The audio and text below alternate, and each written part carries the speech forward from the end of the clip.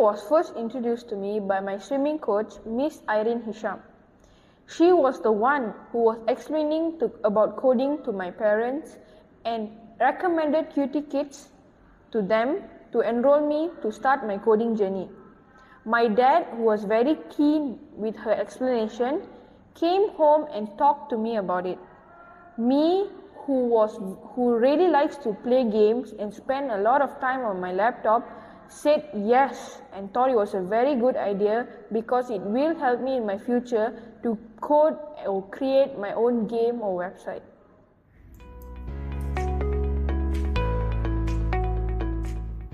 My favorite part about coding is when I get to test the project I have made so I can see it's either successful or unsuccessful. And if it's unsuccessful, I could improve my troubleshooting skill too. Yeah, I will use it for my future career maybe, so I can be really good at coding. Then most country or university want to accept me as their coder, or maybe I can help people edit their photos or code new games and post it on the App Store, and then people will like my game and I'll become more popular.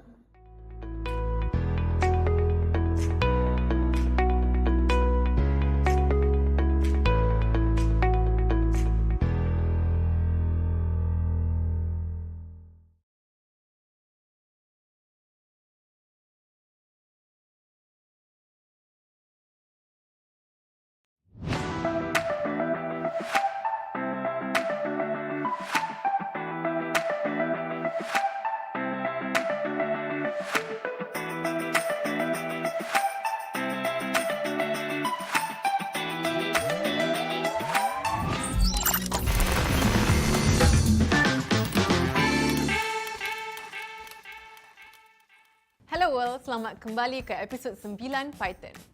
Okey, tubuh manusia adalah satu mesin yang sangat menakjubkan. Setiap bahagian tubuh kita mempunyai fungsinya yang tersendiri. Mata adalah untuk melihat, telinga untuk mendengar. Inilah sebabnya mengapa organisma hidup adalah organisma yang sangat efisien. Kita mempunyai organ yang berbeza untuk fungsi yang berbeza dan bahagian tubuh badan yang berbeza untuk melaksanakan perkara yang berbeza. Sekarang, cuba kita bandingkan badan kita dengan amoeba, sejenis sel yang tidak mempunyai bahagian khusus dan segala-galanya berada dalam satu sel tunggal. Tidak syak lagi bahawa organisma multisel seperti manusia dan tumbuhan adalah jauh lebih unggul daripada organisma yang bersel tunggal. Sama juga seperti pengaturcaraan. Perisian dan laman web yang besar mempunyai section kod yang berbeza. Ini membolehkannya melakukan fungsi yang berbeza dan melakukan fungsi-fungsi tersebut dengan baik. Ini dipanggil atur cara permodulan. Tanpa atur cara permodulan ini, program komputer mungkin akan menjadi ribuan barisan kod. Sebagai contoh, Google mempunyai 2 bilion baris kod yang disimpan di dalam 9 juta fail komputer yang berbeza. Dan barisan kod ini dikerjakan oleh 25,000 pengatur cara dari seluruh dunia. Dengan atur cara permodulan, setiap pasukan pengatur cara boleh bekerja pada modul yang Assalamualaikum warahmatullahi wabarakatuh dan selamat petang semua. Semoga semua dalam keadaan masih ceria-ceria dan baik-baik segalanya. Terima kasih saya ucapkan kerana dapat bersama-sama dengan kami bagi sesi petang pula.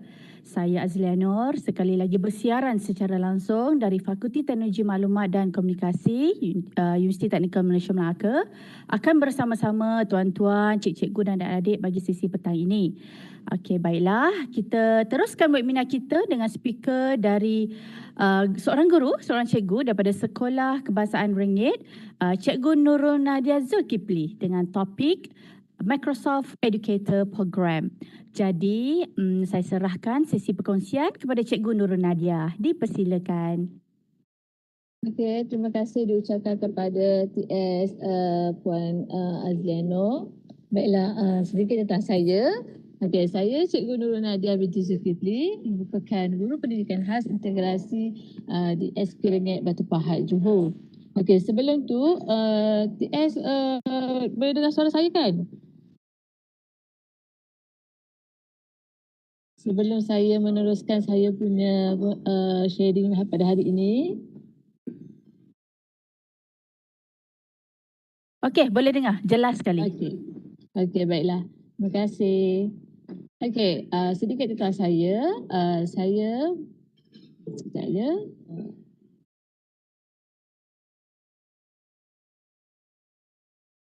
Okey, baiklah. Sedikit tentang saya. Selain saya merupakan guru pendidikan khas, saya juga merupakan guru peneraju generasi digital, Microsoft 5 Influencer. Saya juga merupakan Microsoft Innovative Educator, expert dan juga master trainer. Mempunyai Certified MOS untuk PowerPoint, Excel dan juga Word untuk tahun 2019 dan juga merupakan Minecraft Global Mentor, Wakil Ambassador serta jurulatih utama dari 5 daerah Batu Pahat. Okay, saya percaya ramai yang dah tahu tentang Microsoft Educator program ni. Okay, mengenai Microsoft Educator program, jika sebelum ini kita lebih dikenali dengan Microsoft Innovative Educator ataupun kita ada certified daripada sijilnya dan juga lencana serta kemahiran yang diperolehi oleh guru-guru. Dan juga sebenarnya dia terbuka bukan sahaja guru-guru dan juga pensyarah juga. Jadi saya percaya ramai sebenarnya ada yang dah tahu, ada yang baru tahu. Jadi saya percaya dengan platform YouTube My Digital Maker ni, My Digital Maker Fair ni, kita akan lebih ramai lagi pendidik sama ada guru ataupun pensyarah akan mempunyai kemahiran ataupun sijil ataupun lencana daripada pihak Microsoft.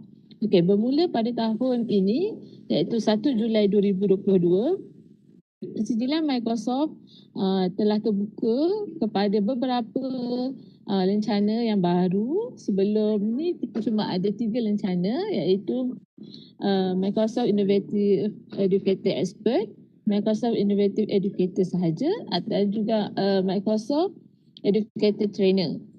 Tapi untuk yang terbaru ni bermula 1 Julai kita dah buka lebih banyak sebenarnya persijilan-persijilan yang ada di dalam satu platform sahaja iaitu Microsoft Learn. Okey. Antaranya adalah Microsoft Educator. Nanti kita akan lihat apakah ciri-ciri Microsoft Educator. Iaitu kita juga ada Microsoft Advanced Educator, Microsoft Educator Trainer, Microsoft Innovative Educator Expert. Kita juga ada Showcase School di mana sekolah-sekolah yang berminat untuk menjadi Showcase School serta telah menggunakan pelbagai aplikasi Microsoft. Tak tu semestinya Microsoft, kita juga ada partnernya dan mereka boleh memohon untuk menjadi Showcase School.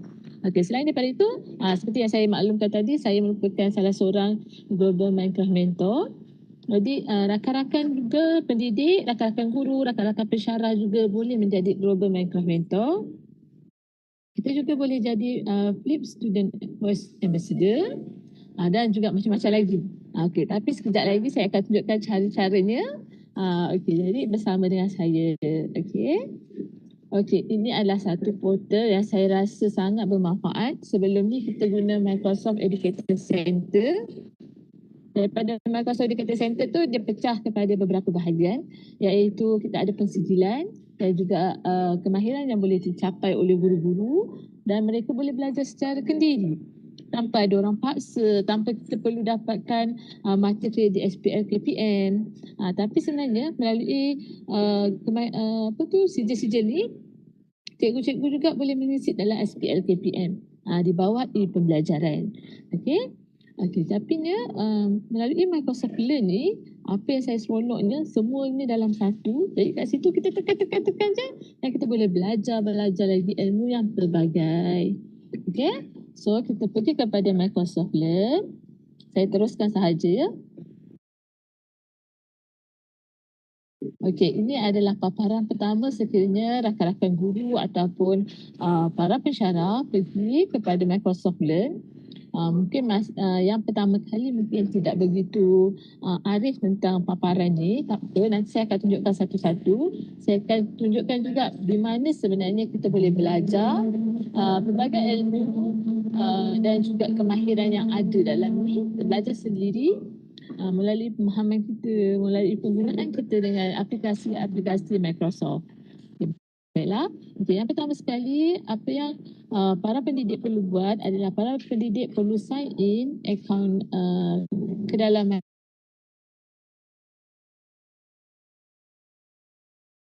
Microsoft Learning ni. Untuk guru kita ada. Kalau untuk pensyarah mungkin boleh guna akaun universiti masing-masing. Cuma mana yang memudahkan pihak guru dan juga pihak pensyarah lah emailnya. Kalau macam saya sendiri, saya lebih suka guna email sendiri. Jadi terpulang sebenarnya. Tak ada option wajib kena gunakan D5, wajib kena gunakan ID universiti. Dia tak ada option macam tu. Dia sekarang ni sebab kita berada dalam pelbagai platform. Jadi terbuka sebenarnya. Okay, so saya biasa saya guna email saya, so boleh pilih. Kalau tak, use another account. Okay, so saya pilih email saya. Okay, kalau use another account, paparan dia mungkin berbeza. Di mana kita kena pilih kita ni adalah sebagai apa, educator, IT expert dan sebagainya lah. Lepas tu kita kena letak nama kita. Tapi tak apa, cikgu ataupun para pensyarah boleh cuba nanti sendiri ataupun boleh kontak saya dekat Facebook Cikgu Zulkipli ataupun Zulkipli sahaja. Dekat Twitter pun ada, dekat Telegram pun ada. Semuanya guna nama Zulkipli. Okay? Boleh kontak saya untuk penerangan yang lebih detail lah. Kita buat one to one ke macam mana. Okay. Ini adalah lepas sign in, ini adalah profil kita. Mungkin pada nama sini namanya hanya digit. Mungkin awal-awal tu dia memang sebegitu. Jangan terkejut, kenapa nama saya tak keluar? Okey, tak apa. Okey, so kita pergi kepada profil. Okey, pada profil kita akan nampak pelbagai jenis bahagian ataupun kita punya tab. Kalau macam cikgu boleh macam saya cakap lah, kalau pertama kali mungkin akan levelnya kosong, level 1 tapi markahnya kosong SP. Tak apa. Okey, nanti kita belajar. Benda tu tak semestinya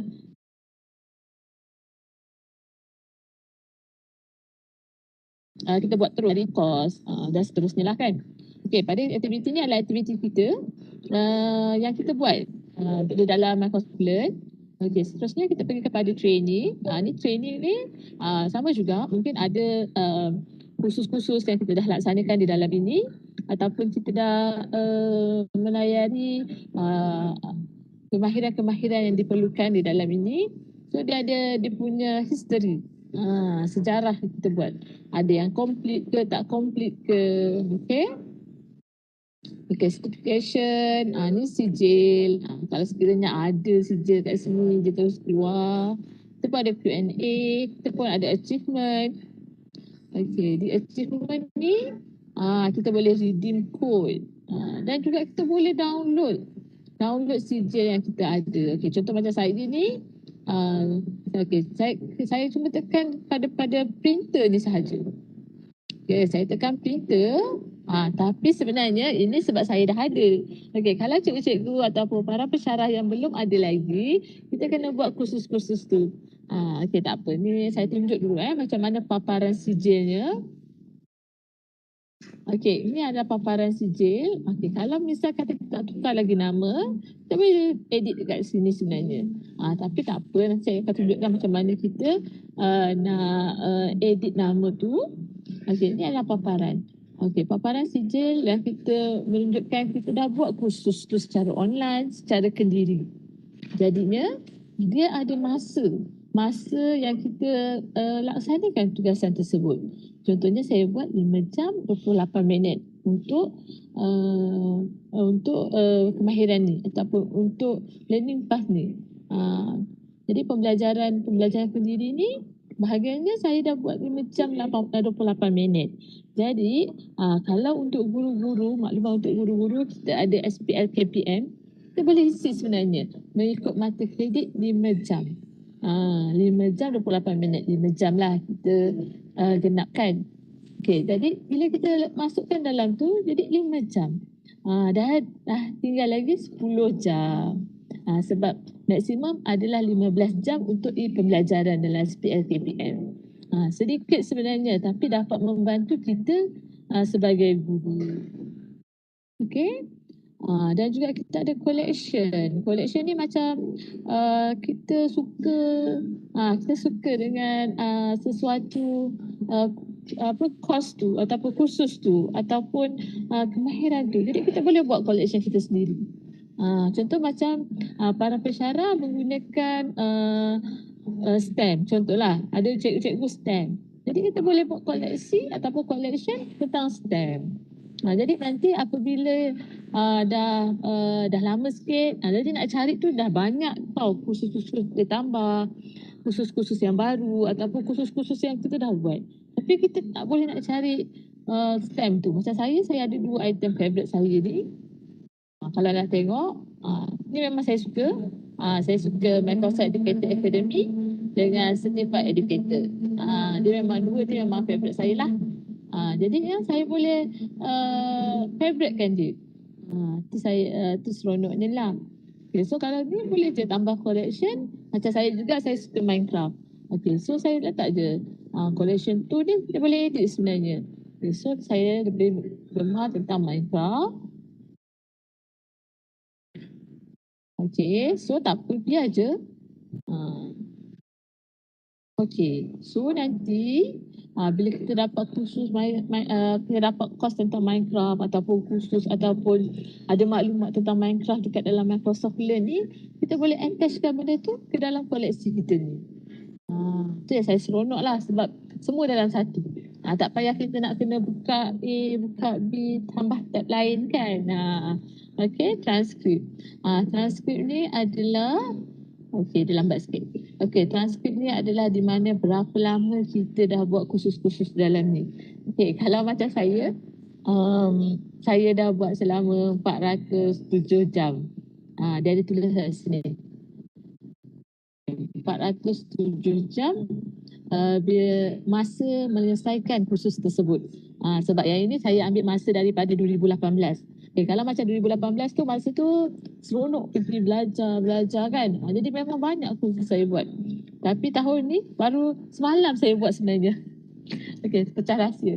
Okay, kiranya benda tu macam kita tak memaksa sebenarnya untuk cikgu-cikgu buat. Cikgu-cikgu sentiasa buat.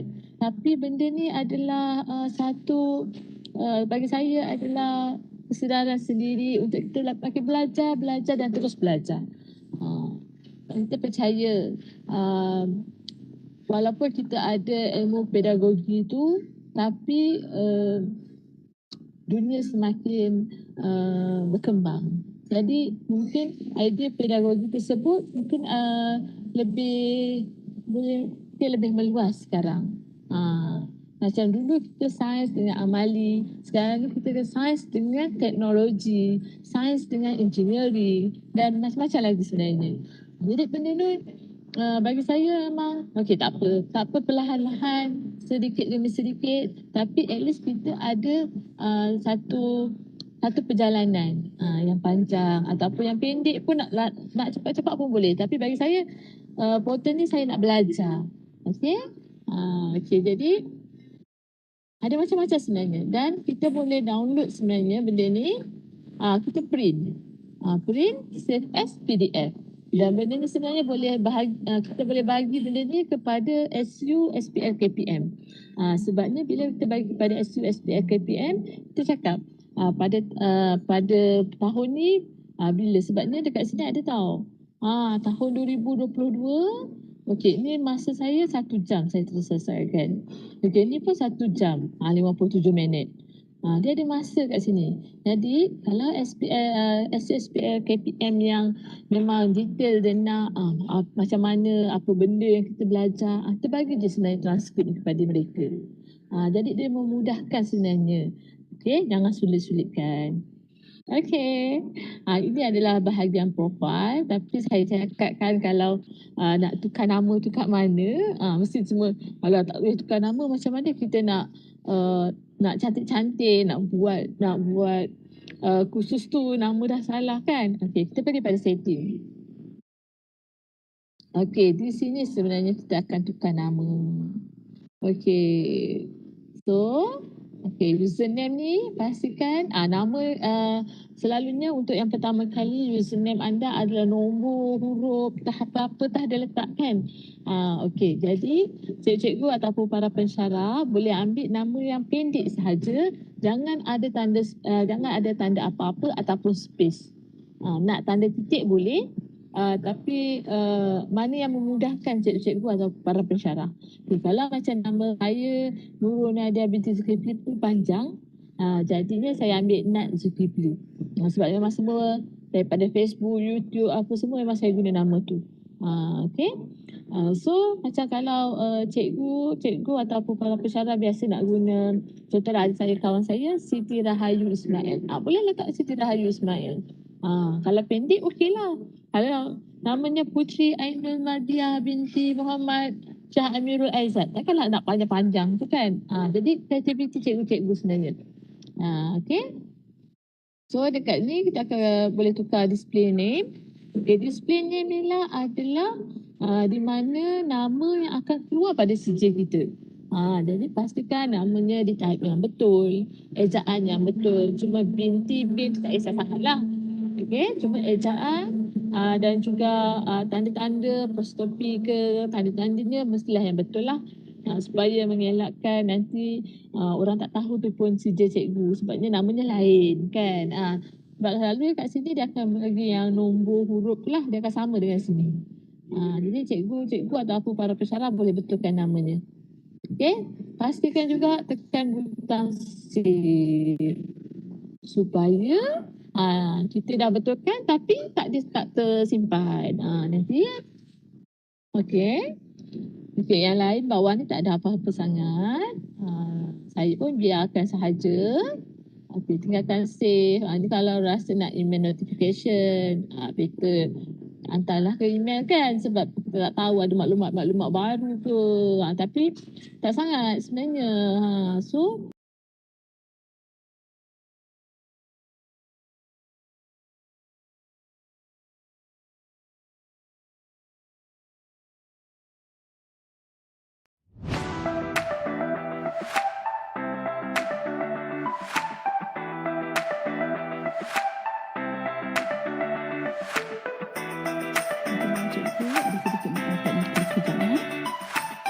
okay.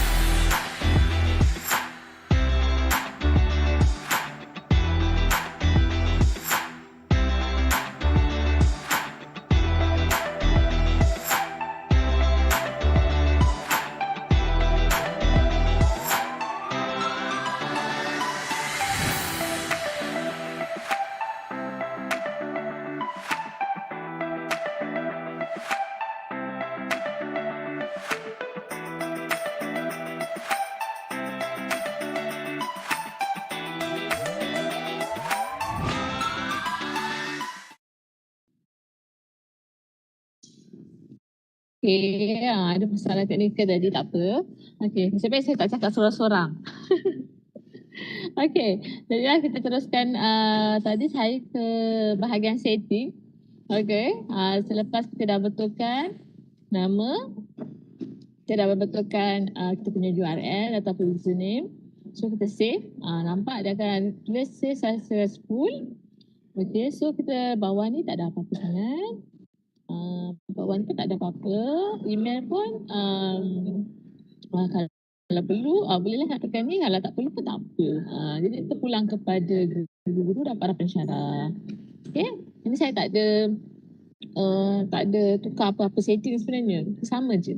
Okay, dan sebenarnya dalam kita punya profile profile Microsoft Learning, kita boleh kita boleh dapatkan follower juga. Dan kita juga boleh follow orang. Tu nanti saya ajar. Tapi yang ini kita tengok ni dulu sebab kita bahagian setting dulu. Okay. Okay, so ada question. Question ni pun tak apa. Never je saya letak. Ni pun memang saya tak pernah kacau. Jangan sekali tekan delete profile supaya nanti tak adalah hilang. Penat je kita edit bagai apa semua, tiba delete profile pula. Hilang nanti. Okay. So kita pergi tengok pada account management. Ini pun saya tak kacau. Benda yang sama je. Sebenarnya bila kita scroll ni, kita dah menyelesaikan kesemua ni. Jadi simple je sebenarnya Microsoft Learning. Tu yang saya suka. Okay. So kita pergi kepada, dia ada documentation. Dia juga ada training. Dan masa tadi saya cakap, tak apa saya terangkan. Okay, tengok. Certification, Q&A, code sample, shows, event. Event pun ada dalam sebenarnya. Event-event daripada pihak Microsoft sendiri. Okay. Nama kita, kalau kita skip, kita kena refresh ataupun sign in, sign out balik. Sign out, sign in balik. So nanti nama kita akan berubah. Okay. Dan ini adalah batch yang saya telah laksanakan, kemahiran ataupun kursus saya telah buat. Kita ada batch, tak semua kursus ada batch. Jadinya baru 106 saja batch yang saya dapat. Sedangkan saya dah buat 402 jam kan. Okay, jadi tak semua ada. Tekanlah. Okay, kita ada trofi. Kita juga ada reputation point. Ni dia ada macam insight kita. Macam mana keadaan diri kita, ada dia punya macam mana reputation ni boleh berlaku. Dia ada dia punya detail lah, dia punya penerangan dia. Okay. Sekejap. Okay. So kita ada accepted answer. Accepted answer ni bila kita buat kat Q&A, ada orang bertanya dengan kita ataupun kita bertanya dengan pihak Microsoft, ada accepted answer. Okay. Kita juga ada following. Kita follow siapa. Dan kita juga ada follower kita siapa. Okay. Kalau following, kita tengok Okay, saya follow. Ni adalah rakan saya, Cikgu Q. So saya follow dia. Dan juga kita ada follower. Follower tak boleh tengok pula. Okay, jadi macam tu sebenarnya. Okay. Kat mana kita nak cari follower? Mesti ada orang tanya kan kat mana kan? Dekat button search ni sahaja. Okay, cuma dia ada macam ada panjang sikit lah perjalanannya kan. Okay. Contohlah saya ada dalam Learn ni ada 2 account. Okay, saya guna juga account D5 tapi saya guna account D5 hanya untuk mempersembahkan saya punya penerangan lah tentang Microsoft Learn. Tapi hari ni saya guna yang email saya yang sebenar. Okay. Tapi saya boleh juga cari satu lagi saya punya account. So kita carilah, kita type je. Cumanya saya tunjukkan sedikit sahaja sebabnya saya percaya banyak sebenarnya masa kita nak habiskan dengan macam-macam lagi kan. Okay. No result. Okay.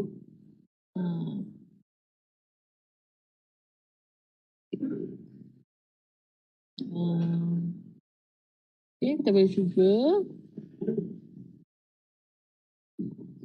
Okay, kalau misal kata tak boleh, tak apa. Nanti kita tengok dulu apa yang ada sebenarnya kat dalam ni. Sebab dia tahu kita nak mencari orang. Jadi dia suruh cari dulu kursus-kursus yang ada.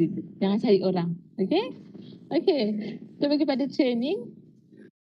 Ni adalah benda yang penting. Bukanlah penting sangat pun. Tapi benda yang penting untuk kita sebagai pendidik, sebagai guru, sebagai pensyarah juga.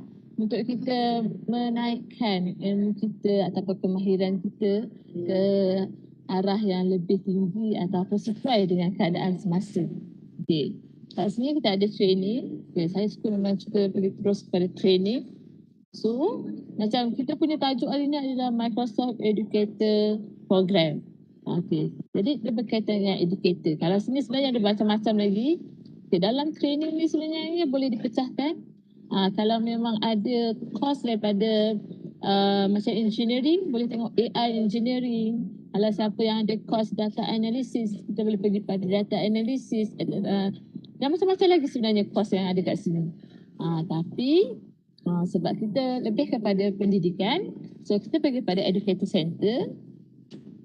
Okey, di sini kita bermula dengan tapi sebabnya macam-macam sebenarnya dalam Educator Center ni. Kalau nak pecahkan tu lagi panjang lagi saya baca saya punya pembentangan hari ni. Tapi saya pendekkan. Okey, saya pendekkan. Okey, kat sini kita ada PD, Professional Development. Di sini ada banyak STEM, coding, e-sport, macam-macam ada sebenarnya. Accessibility and inclusivity untuk UTeM, macam mana kita membantu untuk masalah penglihatan, masalah pendengaran, macam mana apakah tools-tools ataupun apakah bahagian ataupun apakah ciri-ciri dalam komputer yang boleh kita gunakan pada mereka, yang dalam aplikasi-aplikasi Microsoft yang kita boleh gunakan dengan orang-orang ataupun golongan OKU ni. Okay, sebab saya memang mengajar pendidikan khas, jadi benda ni memang banyak saya guna. Okay, leadership, education leadership and staff collaboration pun boleh. Macam sekolah saya adalah Microsoft Shopping School, jadi kita banyak guna education leadership punya apa maklumat-maklumat ataupun bahagian-bahagian yang boleh kita gunakan. Okay. So SEL yang terbaru memang social emotional learning, di mana bila kita guna hybrid, bila terlalu banyak penggunaan teknologi, social emotional ni penting untuk murid-murid kita ataupun untuk even kepada pelajar-pelajar di universiti sendiri saya nampak. Okay. So kita ada blended, remote and hybrid learning, ada teori-teori, ada kaedah-kaedah. Okay, ada banyak sebenarnya. Paling tak tahan. Okay, kalau nak senang, browse all. Okay. Okay, kita juga ada product guide. Ni kalau ada guna produk-produk. Okay, macam saya cakap tadi, ada macam-macam sebenarnya tools-tools ataupun produk daripada Microsoft. Okay, contohnya kita ada Teams. Kita juga ada OneNote, kita Office 365 yang terbaru kita tukar kepada Microsoft 365 for Education, di mana kalau untuk para guru kita boleh menggunakan secara online menggunakan ID Delima yang ada negeri. Dia punya yang terbaru yang ada negeri khas untuk Microsoft. Nak tahu macam mana boleh search yang terbaru New Personal Credential Account dekat dalam YouTube ataupun dekat mana-mana GPGD ni ada semua negeri, ada GPGD semua, ada semua negeri. Jadi boleh belajar dengan mereka untuk guru-guru yang menggunakan ID Delima. Okay, kita boleh juga menggunakan Minecraft. Budak-budak sekarang sangat suka Minecraft, main game. Tapi bukan sekadar game. Game ni adalah game untuk belajar. Untuk kita membina satu benda tentang topik atau apa pembelajaran yang akan kita gunakan dalam kelas kita. Kita ada Flip, rakaman video, kita ada Windows for Education, PowerPoint, macam-macam sebenarnya. Kita boleh tengok satu-satu. Okay, kalau memang ada banyak masa boleh tengok satu-satu, kalau tak kita boleh fokus pada satu je.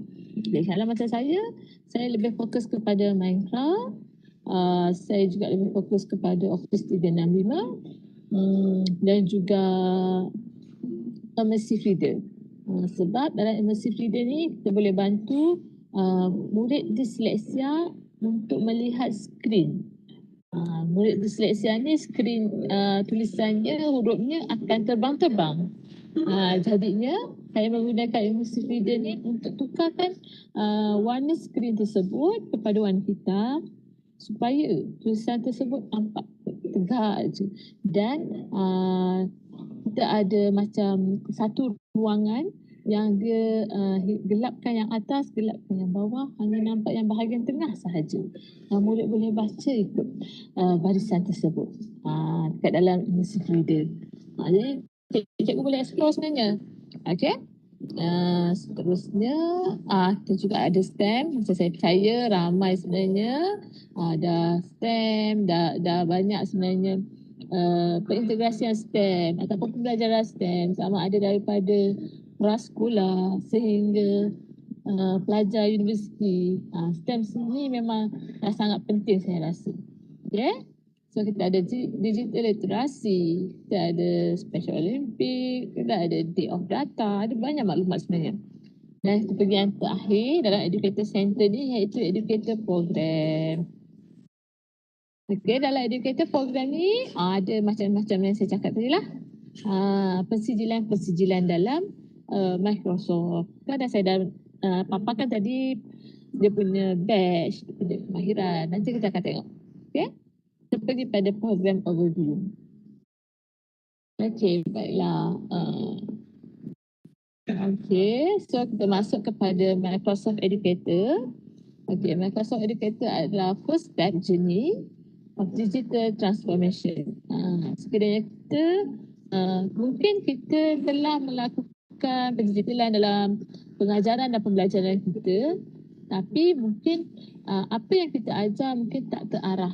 Mungkin kita menggunakan Microsoft PowerPoint, kita menggunakan pelbagai aplikasi, Word, dan macam-macam lagi sebenarnya. Kita juga ada gunakan Excel, nak suruh budak buatkan data, nak suruh budak ataupun pelajar buat pie chart ataupun collect data. Nanti kita boleh bermula dengan sebagai Microsoft Educator. Dan yang terbaru adalah syarat untuk menjadi MI Expert, Microsoft Innovative Educator Expert adalah perlu mempunyai sijil Microsoft Educator. Sebab tu saya mengucapkan terima kasih kepada pihak CJD dan juga pihak UTeM serta My Digital Maker kerana menjemput kami guru-guru GPGD ataupun guru-guru guru penaju generasi digital supaya menyebarluaskan maklumat yang terbaru ni. Supaya guru-guru dan para pensyarah tidak ketinggalan untuk menyertai komuniti MI Expert ni. Sebab komuniti kita bukan setakat di Malaysia, kita ada di seluruh dunia. Di Malaysia tahun lepas kita ada 316, tahun ini kita naik 400 lebih, dan juga kita ada bersama-sama dengan lebih kurang 1,000 ke 3,000 guru-guru di seluruh dunia. Jadi komuniti ini sangat besar dan kita sangat suka berkongsi. Mungkin cara saya menggunakan Minecraft untuk murid pendidikan khas. Mungkin ada cikgu di Jepun menggunakan Minecraft untuk murid prasekolah. Jadi kita berkongsi ilmu tu. Itu saya rasa macam seronok sangat bila join MI Expert ni. Okey, dan saya juga berharap rakan-rakan guru juga ataupun para pensyarah kalau nak join boleh bagi tahu je. Nanti kita 15, 11 ni ada dibuka permohonan untuk MI Expert tu. Kalau nak join boleh contact saya. Nanti kita panjangkanlah kita punya ilmu-ilmu tu untuk kita ajak juga rakan-rakan yang lain join program tersebut. Okey. Cuma untuk hari ni sangat pack dalam masa sejam. Jadinya saya tak dapat nak terangkan dengan lebih lanjut. Okey. Okey. So jadinya lepas macam mana kita nak jadi Microsoft Educator? Jadi jangan susah, tekan je learn more. Okey, jadi kita tekan learn more. Ni adalah maklumat dia. Dia bermula 1 Julai 2022. Microsoft Educator ni. Microsoft Advanced Educator bermula 1 Oktober. Baru bulan lepas. Jadi baru sangat sebenarnya dia punya modul-modul ataupun kemahiran-kemahiran dia. Sebab tu saya cakap dia sangat cepat untuk kita update ilmu-ilmu di dalam satu platform sahaja. Okay. So ni adalah Microsoft Educator Trainer. Tak apa tu tak payah tengok dulu. Okay. Yang trainer ni sama juga, tekan lemah juga nanti. Okay, so ada Microsoft Innovative Educator Expert yang nak buka penghantaran maklumatnya pada 15 bulan 11. 2 minggu lagi. Buka 2 minggu lagi, 15 bulan 11, tutup 15 bulan 12. Dia akan buka sebulan. Okay? Okay, kita pergi pada Microsoft Educator. Macam mana nak dapatkan badge ni ataupun macam mana kita nak belajar tentang kemahiran ataupun ilmu Microsoft yang ada dan kita boleh jadi sebagai Microsoft Educator. Kita mula dengan start learning. Klik sahaja di situ. Dan sebenarnya ini adalah kita punya overview tentang kita punya apa program-program yang kita akan buat. Okey, ini adalah modul-modul yang ada dalam ni. Okay, best strategies for hybrid, remote and blending learning. Kita juga ada accessibility. Kita juga ada inclusive classroom. SDG4 di mana education kan. Okay. Structured teams, through channel, tab, Teams, Microsoft Teams. Mesti ada yang dah selalu dengar. Jadi ini ada sebenarnya satu platform yang banyak sebenarnya dalam ni. PowerPoint, kita biasa guna PowerPoint. Tapi kita tahu tak kita boleh buat flip instruction guna PowerPoint recorder. Mesti macam PowerPoint kan kita papa-papa slide je. Mungkin ada yang tak tahu, ada yang dah tahu. Jadi benda ni sebenarnya kita akan belajar. Belajar dan terus belajar. Okay? So OneNote. OneNote pun selalu kita guna PowerPoint, kita boleh conteng. Kita boleh juga guna OneNote untuk menconteng. Ada satu ilmu baru. Okay? So ini kalau misal kata guru-guru ataupun para pensyarah nak teruskan untuk learning path ni, okay boleh je. Okay, so nanti dia akan keluar start learning path ataupun klik next. So klik saja next. Dan selesaikanlah sehingga finish, sehingga akhir. Okay? Mesti ramai tertanya-tanya berapa masa dijangka untuk menyiapkan learning path ni. Okay, kalau tuan-tuan ataupun puan-puan, para guru pensyarah perasan, ada masa dia tahu kat sini sebenarnya. Sabar sikit ya. Okey, ada masa dia sebenarnya yang dijangka tuan-tuan ataupun para guru ataupun pensyarah akan selesaikan, iaitu 5 jam 27 minit. Tapi sekiranya cikgu-cikgu ataupun para pensyarah dah biasa dengan menggunakan PowerPoint dan sebagainya ni, kita boleh buat dalam masa sejam. Percaya ke tak? Okay, kena cuba dulu. Kena cuba. So nanti baru tahu berjaya tak berjaya buat dalam sejam. Saya buat dalam masa 2 jam benda ni. 2 jam lah. Sebabnya nak belajar satu-satu kan. Kadang-kadang kita dah buat benda tu. Tapi rupanya ada elemen-elemen dalam maklumat ataupun dalam penerangan yang kita sebenarnya baru nak belajar. Oh, benda ni namanya ni. Macam tu. Okay. So, itu adalah satu sijil. Kita juga ada yang kedua. Apa tadi? Kita back balik ni. Okay. Selepas kita dah dapat Microsoft Educator, kita perlu juga sebenarnya. Kita boleh. Dan kita kalau untuk jadi MI expert kita kena. Tapi benda ni sebenarnya ada satu pembelajaran. Jadi nak tak nak kita kena belajar. Okay. Okay, so cuba belajarlah. Start master Microsoft Teams. Kalau macam saya baru selesai satu je. Okey, jadinya saya kena selesaikan beberapa sahaja, banyak juga ni modulnya. Jadi saya selesaikan modul ni. Ada yang dah selesai, ada yang belum. Okey, jadi target masa dia 5 jam setengah. Jadi 5 jam tambah 5 jam dah jadi 10 jam. Dah ada 10 jam mata kredit dalam pembelajaran SPL KPM. Okey? Okey, macam saya cakap tadi dah nampak saya complete. Ini saya tak complete lagi kan? Okay, so kita start. Okay, kita start. Okay, kita baca, kita fahamkan apa learning objektif yang kita nak dapat daripada kursus yang kita dah buat ni. Okay, so apa benda? Okay, so kita select and create the right type of team. Understand? Okay, so identify. Okay, then continue. Benda macam ni. So simple je sebenarnya. Okay.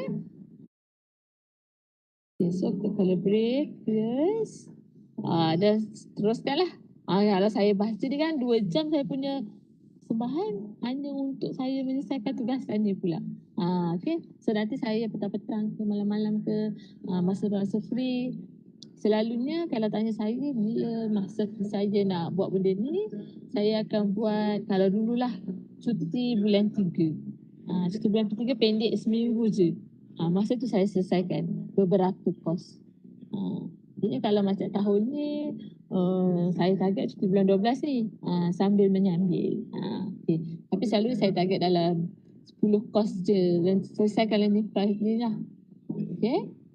Okay, so nanti cikgu ataupun para pensyarah boleh cuba. Boleh cari apa yang para pensyarah ataupun cikgu minat. Dia ada macam-macam, tapi saya terangkan yang ini dulu. Sebab kita fokuskan sekiranya rakan-rakan guru dan para pensyarah nak jadi Microsoft Educator Expert. Dan yang penting untuk menjadi Microsoft Educator Expert adalah kita kena tahu tentang 21st Century Learning Design. 21st Century Learning Design ni untuk kita sebagai guru kita biasa dengan PEK 21 KPM. Tapi dalam Microsoft kita juga ada PEK 21 versi Microsoft. Di mana kalau kita ada PEK 21 tu kita ada 4K 1N. Tak selesai lah. Tapi kat dalam sini kita ada 5 C yang boleh para pensyarah dan guru-guru belajar ataupun menguasai apakah dia critical thinking skills, macam mana kita nak buat knowledge construction, collaborative, dan juga ada problem solving, innovation, juga ada communication dimension, macam-macam sebenarnya. Okay, self-regulation dimension. Okay, so ada macam-macam. Dan dia banyak kepada study case ataupun kita ada situasi dan apa sebenarnya kriteria dia. Macam PEK 21 kita dinyatakan terus kan, dinyatakan terus bagaimana murid berkolaborasi secara individu, secara berpasangan dan secara berkumpulan. Okay, kalau dalam Microsoft, okay, kita ada berkolaborasi tu ada sampai 5 hingga 6 tahap. Okay, di mana berkolaborasi bersama pasangan ataupun individu tetapi mempunyai tugasan yang sendiri dan berbincang. Apakah tugasan yang akan diselesaikan bersama? Panjang kan? Itu adalah level yang tertinggi dalam 21st Century Learning Design. Okay. Tapi untuk menjadi MI expert tak semestinya kita perlu level yang tertinggi. Cuma bagaimana penggunaan Microsoft Tools ni kepada murid kita, kepada pelajar kita, kepada diri kita. Itu yang nak ditekankan sebenarnya. Sebab kadang-kadang kita dah guna pun, dah ajar pun murid kita guna. Murid kita pun dah buat presentation yang cantik pun guna PowerPoint. Tapi kita tak tahu benda tu sebenarnya dah boleh menjadikan kita sebagai MIA expert. Okay. So kita habis 2, wajib ni selesaikan modul ni. Saya rasa macam asal tak selesai lagi. Tak apalah, nanti saya selesaikan. Okay. So ini adalah educator trainer. Sekiranya rakan-rakan guru nak jadi trainer ataupun para pensyarah nak jadi Microsoft Educator trainer, okay, boleh pergi ke Learn More dan selesaikan Microsoft Educator Trainer Academy. Kita ada learning pass juga. Learning pass yang akan membentuk kita menjadi trainer. Apa kelebihan, bagaimana cara, bagaimana kita nak dapatkan sumber-sumber ataupun material yang untuk kita buat persembahan ataupun kita buat pembentangan. Dia banyak sebenarnya. Organisation. Okay, to trainer. Okay, yang the latest. Okay, untuk MI expert ni, kita ada 2 penghantaran nomination ataupun permohonan. Iaitu yang pertama adalah pada bulan Julai hingga Ogos, 15 Julai hingga 15 Ogos. Dan juga yang kedua adalah 15 November hingga 15 Disember. Lagi 2 minggu. So kalau para guru dan pensyarah nak menyertai MIA expert ni, sangat dialu-alukan. Kalau tak tahu, ada banyak YouTube yang boleh ditengok ataupun boleh kontak saya untuk saya guide personal. Tak kisah, terpulang kepada para pensyarah ataupun guru-guru. Okey. Kalau perlukan bantuan, roger je. Jangan risau. Okey. So, kalau nak tahu apa kelebihan dia, tekan je learn more. Nampak kan? Jadi dia tak ada, bila saya tekan dia tak adalah keluar tab lain banyak-banyak kan. Dia keluar satu tab sahaja. Naik pula. Sekejap. Saya tekan.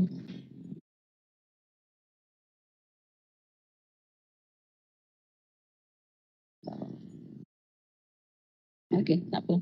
Okey, biasalah saya pertama kali guna. Okey. Mohon maaf daripada pihak saya. Okey, so jadi ada maklumat-maklumat dia dalam ni, macam mana kita nak join. Okey, macam saya cakap tadi, okey, dia ada pertukaran sikit. 7 Julai, 15 Mei hingga 7 Julai. Okey, yang kedua adalah 15 November hingga 15 Disember. Okay. So, apa yang kita keperluan sebelum kita nak mohon tu untuk menjadi MIA expert? Okay, yang pertama adalah kita kena buka akaun Learn. Okay, jadi saya percaya ada guru-guru dan para pensyarah yang dah buka pun akaun Learn ni. Okay. Dan pastikan URL, URL tu pastikan username tu yang cantik sikit lah. Yang tak nak huruf-huruf nombor-nombor yang tidak dikenali. Okay. Okay, so nanti kita akan pergi nomination. Okay, nomination November. Okay, you have successful in your Microsoft Educator dan Advanced Educator batch. Jadi kena dapat kedua-dua batch tersebut dahulu. Batch yang saya sedang nyatakan ataupun saya telah tunjukkan sebelum ni. Kena dapatkan dua batch dulu. Okay. Sorry. Okay, jadinya bila dah dapat dua batch tu, bolehlah preparation self-nomination. Ada soalan-soalan dia. Bukan saja nominate dia macam nampak senang. Tapi ada soalan-soalan dia. Okay, tapi soalan dia pun senang je sebenarnya. Apa yang kita guna? Kenapa kita guna? Macam mana kita nak gunakan lagi tools-tools yang lain untuk tempoh masa 3 tahun lagi. Benda yang senang je sebenarnya. Kalau cikgu minat, boleh je isi. Okay, cuma kita kena guna at least dua tools, our core tools. Contohnya Teams, OneNote, Forms, Minecraft ataupun Flip. Dan yang lain. Okay. Kalau selalunya Forms lah senang. Nak buat record maklumat ataupun record data ataupun record kita punya kesimpulan ataupun kita punya refleksi daripada pelajar kita ataupun daripada murid-murid kita. Okay. Kalau Minecraft, memang saya selalu guna Minecraft. Jadi saya lebih kepada Minecraft dan juga Teams rasanya. Okay. So boleh pilih at least dua lah. Kalau tak biasa guna, boleh cuba-cuba guna. Tak semestinya cikgu isi bulan November ni. Benda ni bukan memaksa cikgu-cikgu. Dia adalah inisiatif cikgu-cikgu sendiri ataupun para pensyarah sendiri. Benda ni kan pembelajaran kendiri.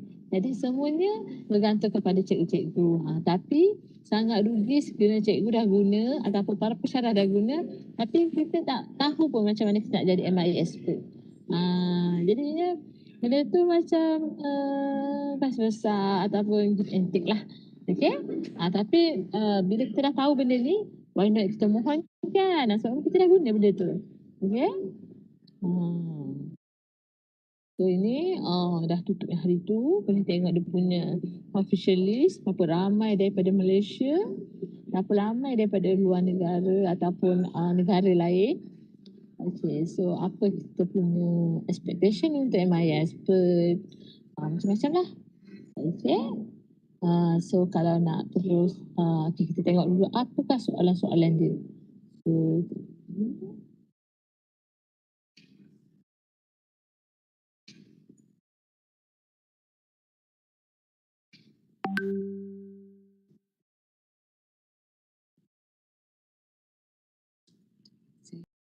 Internet saya okey lah.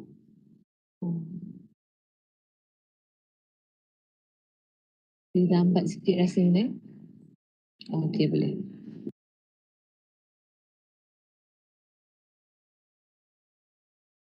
Okey, ini adalah dia punya question dia. Cikgu boleh download. Tak perlu macam macam risau kan. Ini nak buat apa ni kan. So kita boleh download dulu word ni. Okey, so nanti ada soalan-soalan dia. Benda ni. Lepas tu pergi 3 titik ni, download. Okey. So boleh buat dulu dekat dalam word ni dan copy paste ke dalam laman dia. Laman web dia lah. Dia ada nyatakan laman web dia. Okey. So isi-isilah maklumat ni dulu. Okey, apa soalan-soalannya. Kalau belum tahu ataupun belum sekolah ataupun universitinya belum jadi showcase school, boleh letak Nadia. Okey. Okey, so nampak tak semestinya guru-guru sahaja sebenarnya. Pegawai PPD, pegawai JPN pun boleh mohon sebenarnya. Dia terbuka. So ini adalah soalan-soalan ataupun yang kena belajar ataupun kena kuasai dulu sebelum mengisi. Contohnya, tapi sebenarnya benda ni adalah macam soal selidik tau. Okey, berapa lama, adakah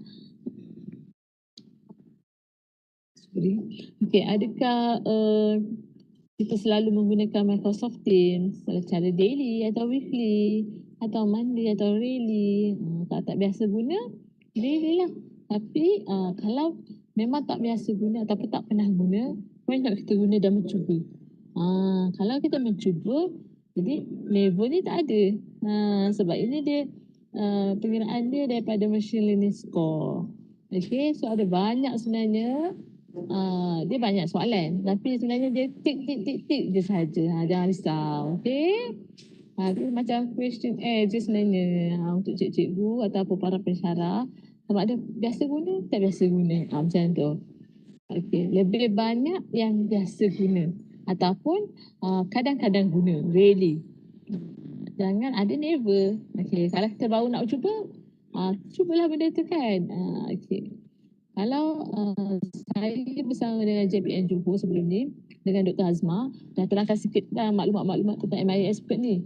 Jadi para pensyarah dan juga guru-guru boleh rujuk semula kepada video dalam JPN Johor mengenai MIA Expert ni dan juga banyak video-video di YouTube mengenai perkongsian daripada rakan-rakan guru saya yang lain mengenai MIA Expert.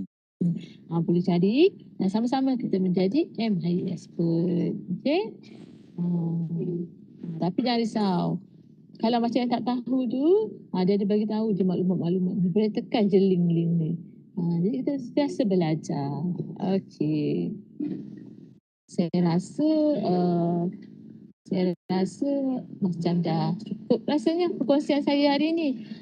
Cumanya mungkin kalau ada soalan ataupun pertanyaan daripada penonton, boleh tanyakan di ruangan chat. Nanti mungkin Puan TS Aziano akan bacakanlah soalannya. Okey. Tapi sekiranya kalau macam nak tahu lebih lanjut tentang program-program ni, bolehlah kontak saya dekat Facebook ataupun dekat Twitter. Banyaklah sebenarnya nama-nama sesawang saya. Boleh je kontak saya di mana-mana. Okey.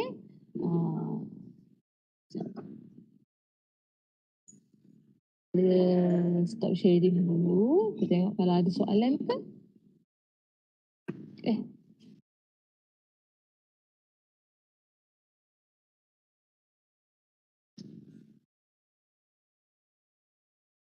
Okey, terima kasih banyak Cikgu Nurul di atas Cikgu Nurul, Cikgu apa? Cikgu Nat. Nama terbaru Cikgu Nat. Itu sedap namanya. Atas perkongsian tadi dan banyak pilihan sebenar untuk para pendidik juga kepada mana-mana trainer kan, kalau dia nak moving forward kepada untuk menjadi sebagai Microsoft Educator. Okey, memandangkan ada beberapa soalan di sini, saya akan bacakan. Nanti cikgu boleh jawablah satu persatu.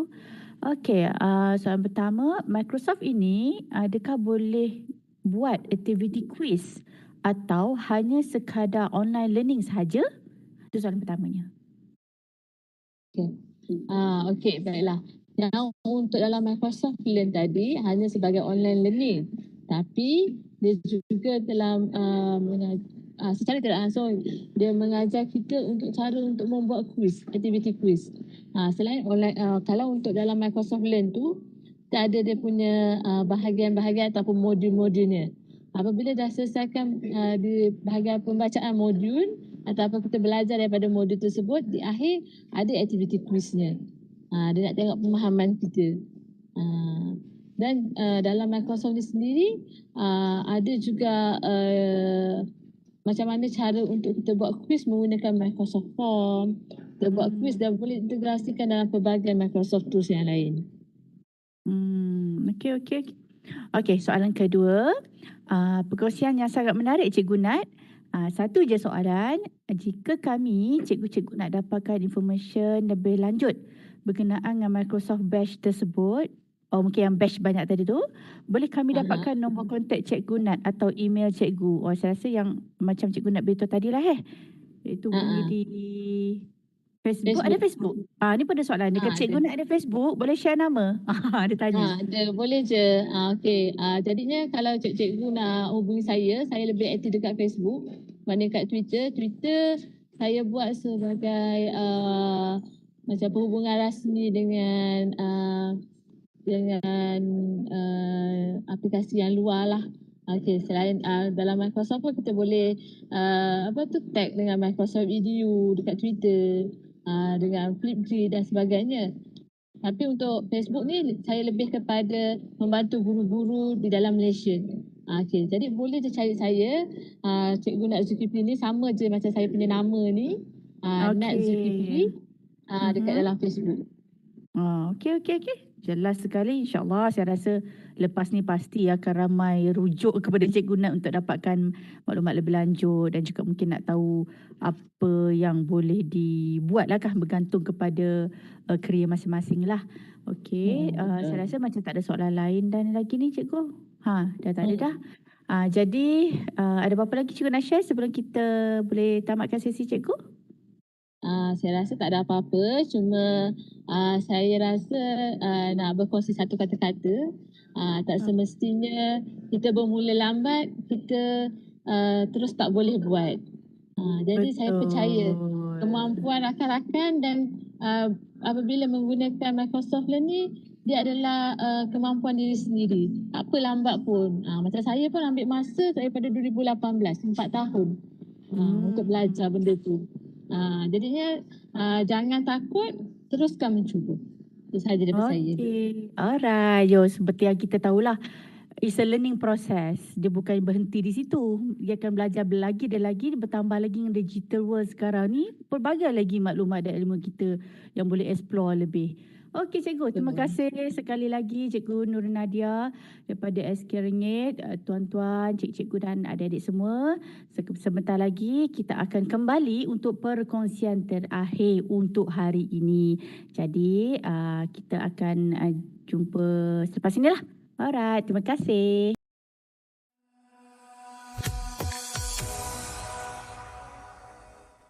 Welcome everybody to Edu360 Academy.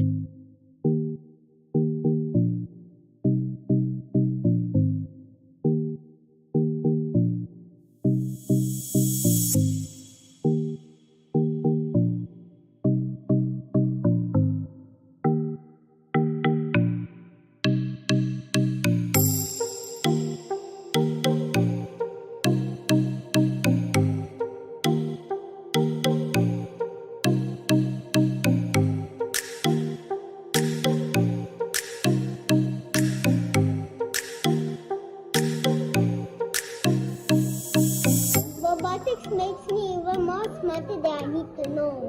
Okay. It makes me know how to make other Legos too. I robotic because it makes me smart and make me more study hard.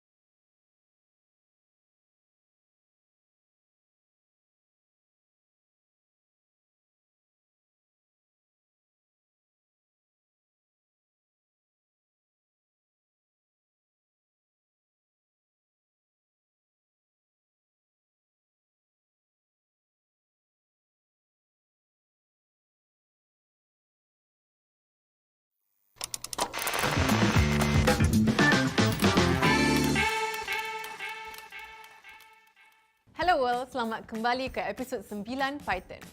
Okey, tubuh manusia adalah satu mesin yang sangat menakjubkan. Setiap bahagian tubuh kita mempunyai fungsinya yang tersendiri. Mata adalah untuk melihat, telinga untuk mendengar. Inilah sebabnya mengapa organisma hidup adalah organisma yang sangat efisien. Kita mempunyai organ yang berbeza untuk fungsi yang berbeza dan bahagian tubuh badan yang berbeza untuk melaksanakan perkara yang berbeza. Sekarang, cuba kita bandingkan badan kita dengan amoeba, sejenis sel yang tidak mempunyai bahagian khusus dan segala-galanya berada dalam satu sel tunggal. Tidak syak lagi bahawa organisma multisel seperti manusia dan tumbuhan adalah jauh lebih unggul daripada organisma yang bersel tunggal. Sama juga seperti pengaturcaraan. Perisian dan laman web yang besar mempunyai section kod yang berbeza. Ini membolehkannya melakukan fungsi yang berbeza dan melakukan fungsi-fungsi tersebut dengan baik. Ini dipanggil atur cara permodulan. Tanpa atur cara permodulan ini, program komputer mungkin akan menjadi ribuan barisan kod. Sebagai contoh, Google mempunyai 2 bilion baris kod yang disimpan di dalam 9 juta fail komputer yang berbeza. Dan barisan kod ini dikerjakan oleh 25,000 pengatur cara dari seluruh dunia. Dengan atur cara permodulan, setiap pasukan pengatur cara boleh bekerja pada modul yang dipertanggungjawabkan kepada mereka sahaja tanpa mengganggu perkhidmatan utama program tersebut. Dalam analogi badan manusia, anda boleh memotong rambut tanpa menjejaskan cara anda berjalan atau bagaimana anda melihat sesuatu. Modul tangan atau rambut dipisahkan dari modul berjalan dan modul melihat badan anda. Atur cara pemodulan juga menjadikan carta alir lebih mudah. Pertimbangkan carta aliran kalkulator ini yang boleh mengira kawasan segitiga dan luas segi empat tepat. Lihat bagaimana langkah pengiraan luas hilang. Okey, sebenarnya langkah ini tidak hilang. Kita akan mewakili sub atur cara secara berasingan dalam kumpulan bentuk yang lain. Perhatikan bagaimana dalam sub atur cara, permulaan digantikan dengan nama sub atur cara dan Bismillahirrahmanirrahim. Okey, kita kembali untuk sesi perkongsian terakhir untuk hari ini. Perkongsian adalah berkenaan dengan Digital Innovator Program DIP, Nurturing Talented Students to Become Digital Innovators. Oleh itu, tanpa kita melengahkan masa lagi, kita dipersilakan. Hi, my name is Logan and this is my friend Welsam. We are Foundation 1 students of the Digital Innovator program. Today, we will walk you through our day in DIP.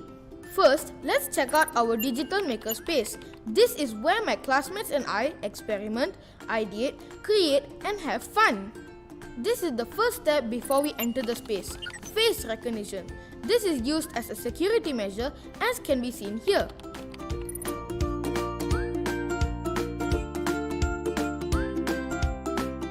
Here's our creative zone. It is meant to challenge all of us with brainstorming and strategic thinking.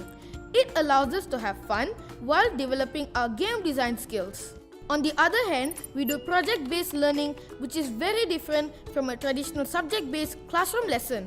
This workstation is for us to have group learning discussions, especially when we are preparing for digital making competitions. My team invented an ultrasonic motion sensor called SuperCap that will beep if someone is within 1 meter of the wearer. The sensor detects moving objects by reflecting an ultrasonic wave.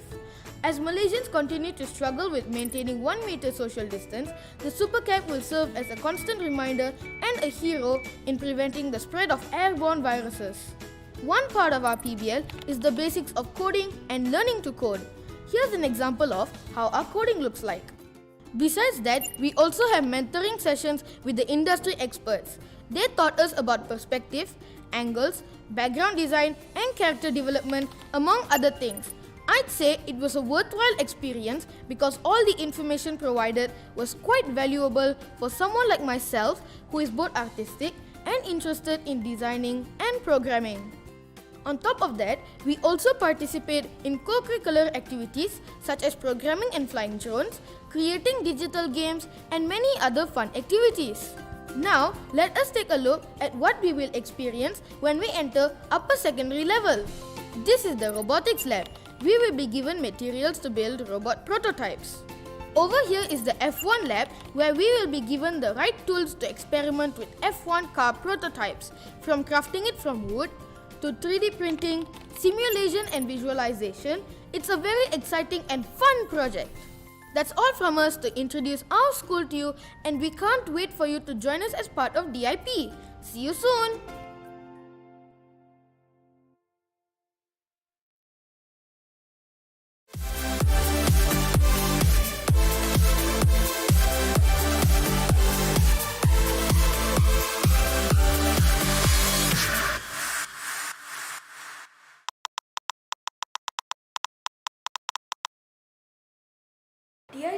is a fun and yet exciting and challenging experience. A very exciting and memorable chapter in my life. A program that leads me out of my comfort zone. A fun place where we can learn new coding languages. I think the IP is a fun, challenging, adventurous, enjoyable, and a holistic program, helping you to grow in confidence and contribute to the world. The IP is a challenging yet life-changing platform to harness digitech talent among gifted potential.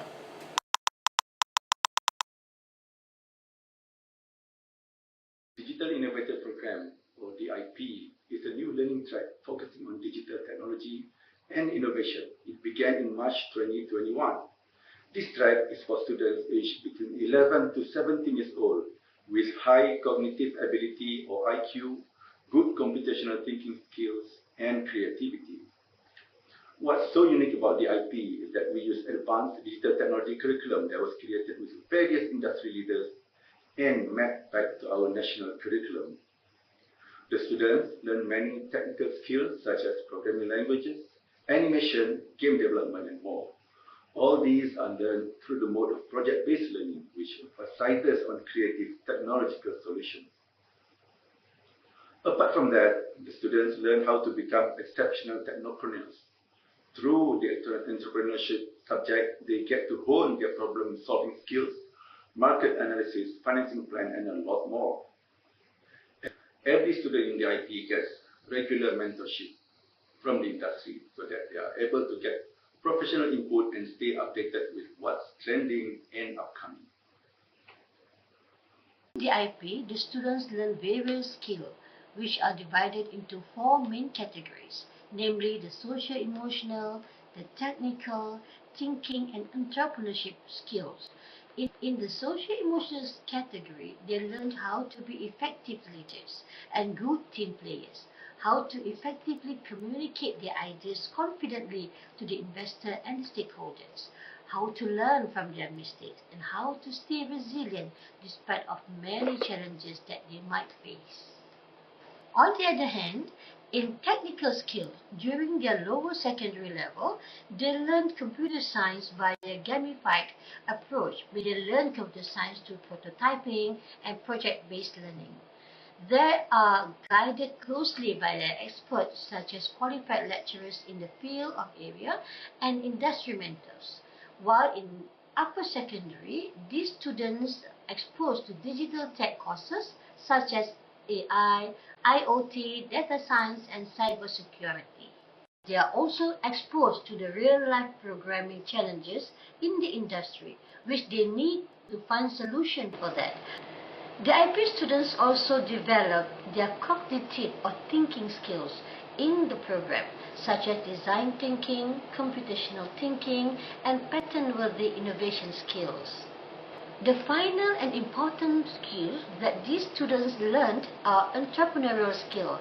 They learn many things that would make them exceptional technopreneurs, such as financing, leadership, strategic thinking, and of course, communication skills. So throughout Foundation 1 until 3, the students learn national curriculum which include SPM subjects. On top of it, they take advanced computer science subject and entrepreneurship. At the end of Foundation 3, they get Pintar Junior Certificate and Computer Science Certificate, which is recognized by the industry. Then they move on to level 1 and level 2. When they enter level 1, they will get to choose their pathways from 2 options. So pathway 1 focuses on the digital track pathway, which they deepen their knowledge and skills in digital curriculums such as data science, artificial intelligence, IoT, and cybersecurity before going to universities. The other pathways focuses on developing them to become young technopreneurs as soon as they graduate from the IP program. Here, they intensify their effort in learning programming to produce market-ready technological solutions to be pitched to real-life investors. Both pathways require students to take SPM subject. At the end of level 2, students will get SPM certificate as well as HSD, which is High School Diploma, which is recognized worldwide. In the IP, the students are equipped with conducive and meaningful learning spaces called the Digital Maker Space, or DMS. At DMS, students have incubation area where they are able to produce prototypes with 3D printing machines, laser machines, and of course, high-tech computers.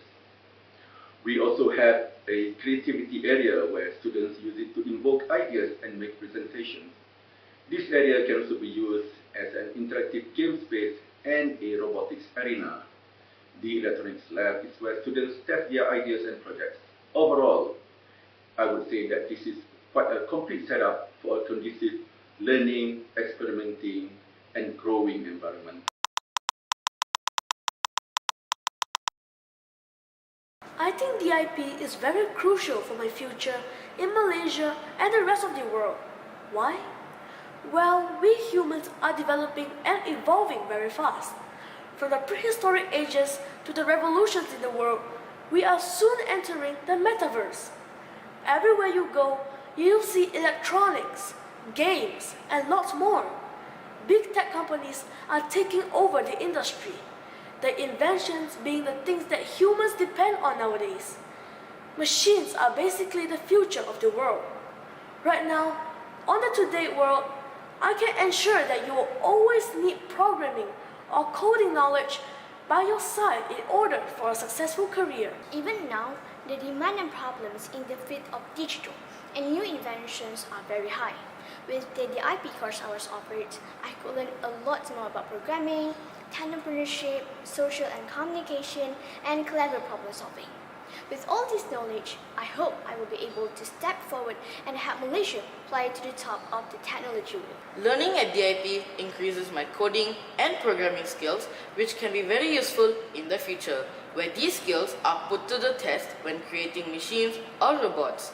It also increases our creativity skills when learning different designs that can be done by coding, which also can be used in the future. Learning at the IP is relevant to my future because it can expand our knowledge and creativity.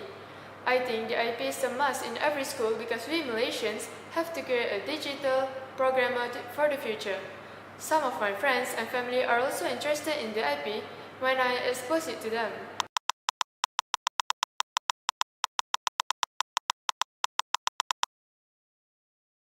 Okay, so my favorite part in teaching the IP, number one, I can see how creative the student are when they ideate their ideas, and number two, I can see the confidence level increase by participating in pitching. Alright, so I think the most favorite part about managing the IP program is I got to experience and challenge myself in exploring new things, especially to our students, and of course because their IQ is slightly different from other students from their age, so in managing them is kind of like new, new experience, new exposure, new knowledge, and also even though I am teaching them, I think that when I'm teaching this kind of student for DIP, I got new teaching for my everyday life as a teacher. The first and the foremost important element is the curriculum. What kind of curriculum that we are going to provide for this program. Therefore, we sit together with the expert from the faculty and also from the expert on the gifted area so that the curriculum will reflect the integrated curriculum. I think the second challenging in managing this program is about the manpower. That is a challenge for us because all the while we have mostly pure sciences expert, and when DIP come in, we have to find the lecturers or the expertise to teach the student on digital. However, the concern have been discussed with the top management of the university to help us on how to get this expert, and the university are willing to open and provide a vote for this expert, the academician with the expertise on DIP. We have another issue which is on the infrastructure. We don't have advanced lab for the digital lab. We are fortunate to have MDEC who collaboratively with us, they are the one who work to provide the lab with all the infrastructure, all the apparatus, all the tools that need for these courses.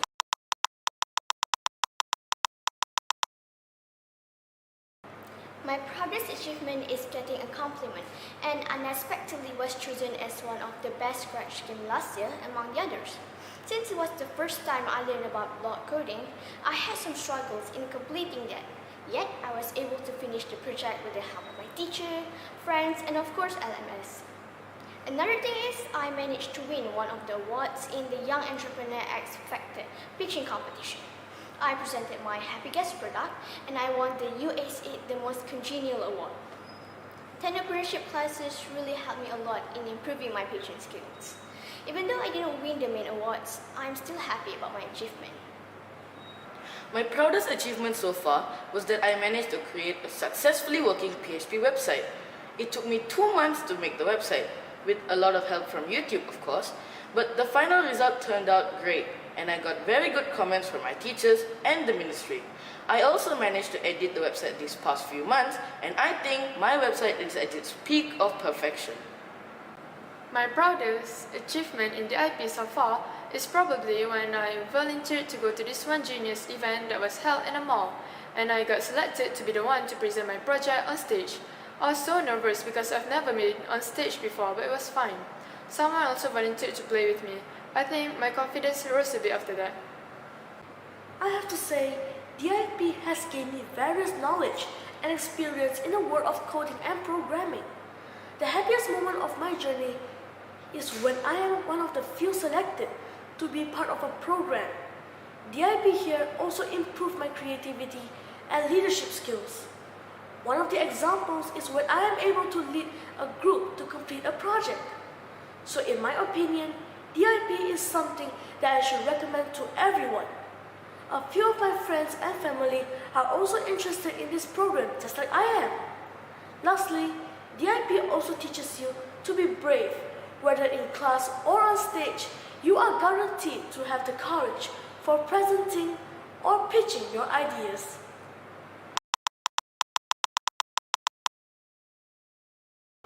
My hope is that I am able to secure a place at Harvard or MIT, then create my own laptop company where I will be making laptops with my own operating software. My hopes are that I want to become one of the top digital programmers in Malaysia and I want to build a game that can actually help people. I want to introduce people to a brand new game where people can play even when they have some disabilities. It might take a long time and I will need to research many things, but with some support, I think I will be fine. My dream is to one day get accepted into Harvard or MIT and then build my own game or electronics company and inspire millions of people. I hope that I will be able to be one of the learners in any Ivy League university. I am also dreaming of starting my own business and my own company. Besides, I wanted to invent new smart products, solve future problems with the collaboration of STEM, be a digital expert that could assist the younger generation in proceeding forward to the modern era, and be able to contribute back to society with my invention.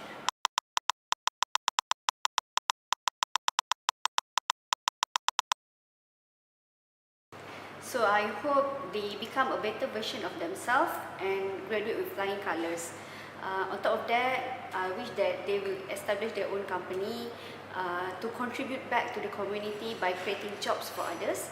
And last but not least, they will help our economy. I hope when they graduated, they will become the one product that our college want and also this program want, which is they become a holistic, they contribute to the country and also to the schools itself. And I hope that whatever they learn along the way could become very useful for themselves itself, meaning that become a really good content for them, and they can use it to contribute to their closest friends, their families, if they work to their company, and also if they work by their own throughout the company itself. And we as the one who see that in the future, we can benefit from what they have and what they got from this program. I hope the IP students will become a wholesome individual, wholesome gifted children, in line with our vision to produce a well-balanced gifted learners with inquisitive mind that will contribute as world leaders in their field, as a thinker, as innovator, and of course embrace good humanitarian values. With the hope they will contribute not only to the economy of Malaysia but also socially impact for the country and the nation. Thank you.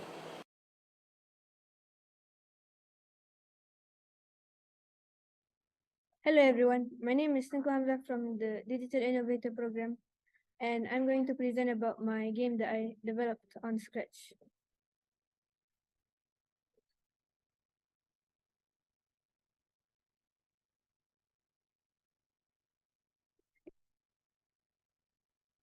This game has many sprites. I'm going to show off the main sprite, which is the Scratch cat in an astronaut outfit. So the code is there's a lot of code, but some things I want to highlight is this is the objectives, and this is how the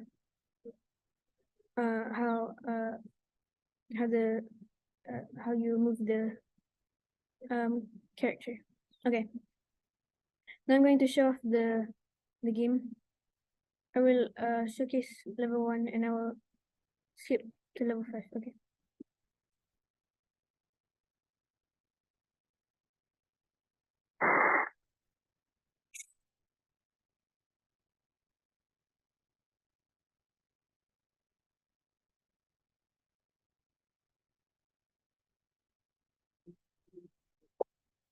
Well, these are the stats. You can see your diamonds and also your head score. And so level 1 is just a tutorial. There are 5 levels. Each level has 3 objectives, and it has the obstacles are asteroids, and you have to collect diamonds.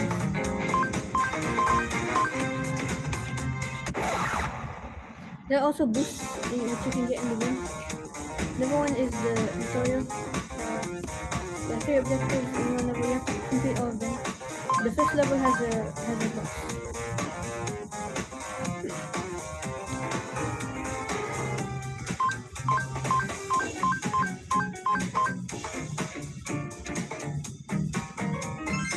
Okay. I will skip to the next level.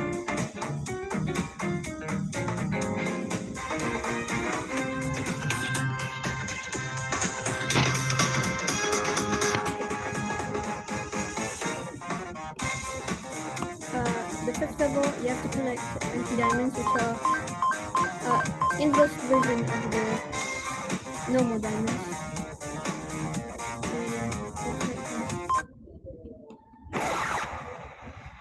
You have to be careful with the asteroids. There are 3 types of asteroids: the homing asteroid, the double asteroid, and the triple asteroid. This is the homing asteroid. Okay. The boss is, this is just a mini boss.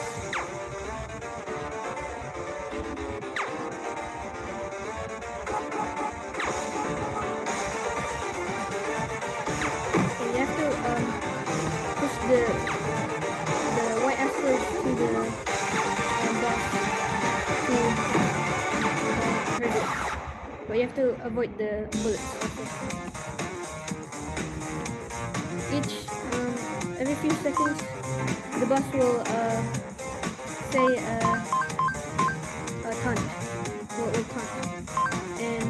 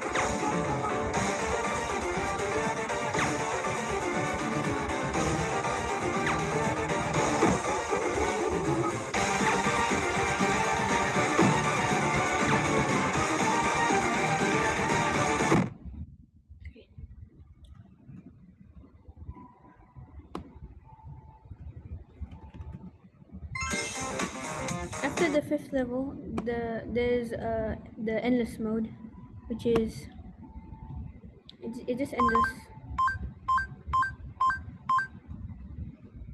You just have to avoid asteroids and okay. And that is all for my game. Thank you very much. Hello, my name is Iman from Digital Innovator Program.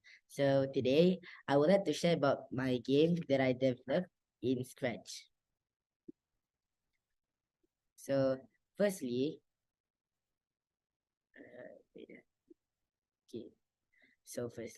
my concept of developing scenes is using the broadcast block. For example, I start with the home screen of the game.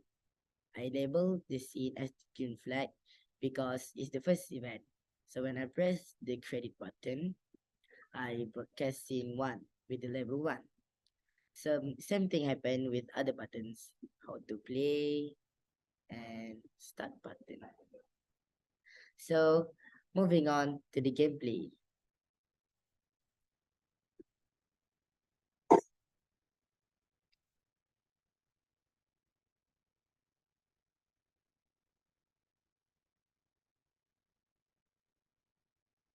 So first, it will show a cutscene where your objective is given. So the concept is same. I use concept to label the event.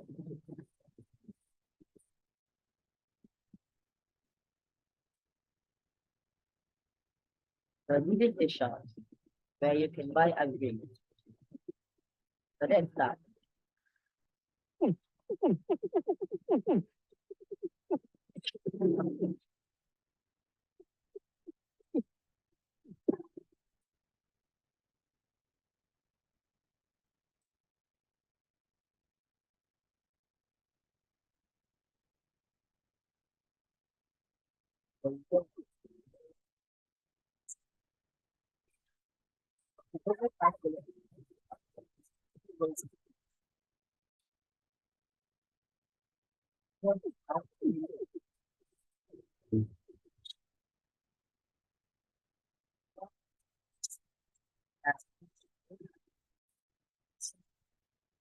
Over. So that's all from me. Thank you.